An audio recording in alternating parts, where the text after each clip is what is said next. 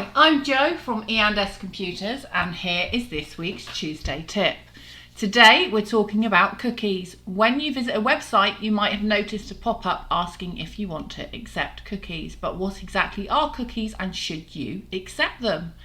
Cookies are small text files that are stored on your computer or mobile device when you visit a website. They are used to remember your preferences, such as your login information, and to track your behaviour on the website. So, should you accept cookies? Well, it depends on the website and your personal preferences. Some cookies are necessary for the website to function properly, while others are used for advertising and tracking purposes.